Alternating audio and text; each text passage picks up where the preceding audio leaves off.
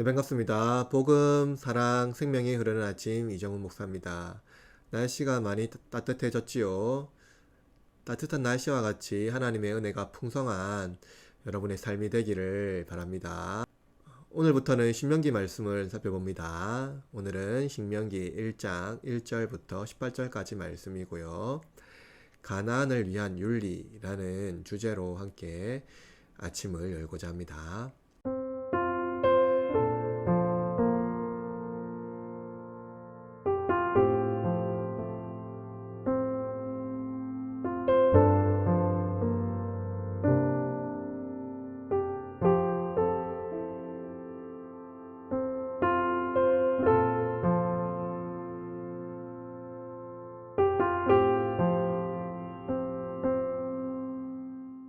하나님은 아브라함에게 약속하였던 민족의 번영을 이루셨습니다.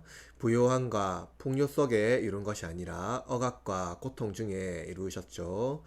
오히려 부요함과 풍요 속에 있는 민족은 번영이 아니라 쇠퇴했습니다. 하나님은 이스라엘을 번영하게 하심으로 다시 아브라함에게 주신 그 가나안 땅으로 이스라엘 민족이 들어가게 하십니다. 그러나 그 땅은 이미 거주민들이 있지요. 이들은 자기 나름대로의 윤리적 기준과 방식대로 살아갑니다. 그러나 하나님의 백성은 하나님의 말씀에 적합한 윤리적 기준과 방식을 따라서 살아가야 합니다. 신명기를 시작하면서 하나님은 모세를 통하여 이스라엘의 새로운 구조를 만드시지요. 그것은 모세 혼자서 백성의 송사 문제를 다 해결할 수 없기 때문입니다. 벨과 같은 많은 백성에 대한 송사 문제를 한 사람이 해결하는 것은 굉장히 어려운 일이죠. 그건 불가능합니다. 모세는 각 지파의 지혜와 지식이 있는 자들을 택하여서 그들로 각 지파의 수령을 삼겠다고 말했습니다. 이 구조는 천부장, 백부장, 50부장, 10부장, 조장이라는 어떤 체계입니다. 이들은 이스라엘의 재판관이 되어 백성의 억울한 일이 생기지 않도록 공정한 판결을 하도록 세워졌습니다.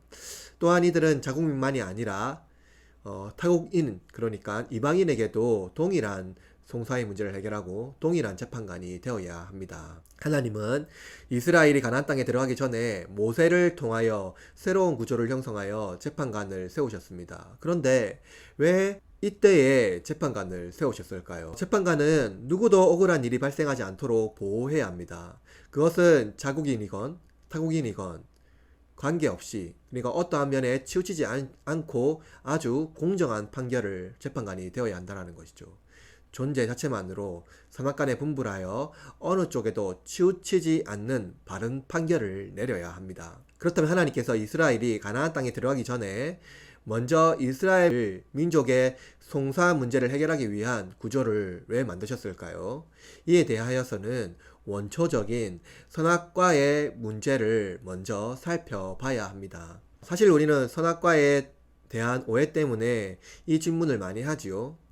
이 질문은 기독교 신앙과 하나님의 성품에 대하여 어느 정도 깨달은 바가 있다면 사실 그리 중요한 질문은 아닙니다. 선악과는 선악과의 특성과 하나님의 성품을 알게 되면 단순히 해결되는 것이죠. 그럼 선악과의 특성은 무엇인가요? 선악과의 특성은 선악을 알게 하는 열매라고 성경에 기록되어 있습니다. 선악과를 먹게 되면 인간은 선과 악에 대한 지식을 얻게 된다는 것이죠. 그리고 선악과가 동산 중앙에 있다는 것은 선악이라는 기준, 즉 윤리적 기준을 선명하게 보여주고 있는 것입니다. 따라서 선악과는 세상의 윤리적 기준을 명확하게 보여주고 또한 그 기준 아래 인간이 살아야 함을 가시적으로 보여주는 장치라고 할 수가 있죠. 그렇다면 이제 하나님의 성품은 무엇입니까? 하나님은 선하시지요.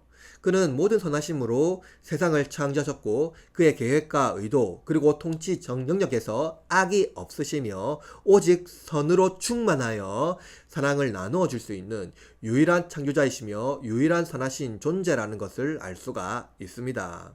그렇다면 하나님은 왜 선악과를 동산 중앙에 만드셨을까요? 그것은 하나님의 선하심 아래에 인간이 살게 하기 위함입니다. 즉 하나님 아래에 종속된 인간만이 행복하고 선한 삶을 살 수 있기 때문이지요. 만약 당신이 너무나 억울한 일이 생겨서 그것을 송사할 때 우리는 누구를 찾아가야 합니까? 그것은 당신의 송사를 듣고 가장 선하게 이루실 재판관을 찾아야 합니다. 만약 당신이 순전하고 정직하다면 어느 곳에 치우치지 않는 선하신 재판관이 억울함을 듣고 보살펴주고 바른 판결을 내려주실 것입니다. 어느 누구도 억울한 일이 당하지 않게 말이지요. 세상에 억울한 일이 많죠. 그러나 그것을 바르게 재판하고 선을 분명하게 드러낼 수 있는 재판관은 세상에 없습니다. 선악이 이 땅에 왕노릇하고 있기 때문이죠. 모든 개인이 자기 재판관입니다. 선악을 스스로 판단하고 지혜롭다고 생각하지요. 그래서 모두가 억울하고 바른 재판을 받지 못한다고 생각합니다. 그래서 인간이 선악의 기준이 되면 혼란스럽고 고통만 야기됩니다. 우리에게는 어떤 것에도 어떠한 관계에도 치우치지 않으며 모든 판결의 유일한 기준이 되는 존재가 필요합니다. 그리고 그 기준은 오직 선으로만 가득한 존재여만 합니다. 왜냐하면 모든 억울한 일을 당한 자들이 그 재판관의 선하심을 기대해야 되고 또 선하심 앞에 굴복되어 순종할 수밖에 없기 때문이죠. 이것이 선악과를 동산 중앙에 하나님께서 가시적으로 보여주는 방편이고 또한 그것을 우리가 탐하지 않아야 되는 유일한 기준이라는 것을 말해주고 있는 것이죠. 여러분, 우리가 살아가야 하는 땅은 가나안 땅입니다. 하나님께서 언약하신 땅이며 구약시대와 달리 예수님께서 오셔서 하나님 나라를 선포하신 땅이지만 선악간에 억울한 일이 많고 여전히 우리는 그것을 스스로 구별해야 되고 그것을 스스로 기준점을 잡아야 합니다.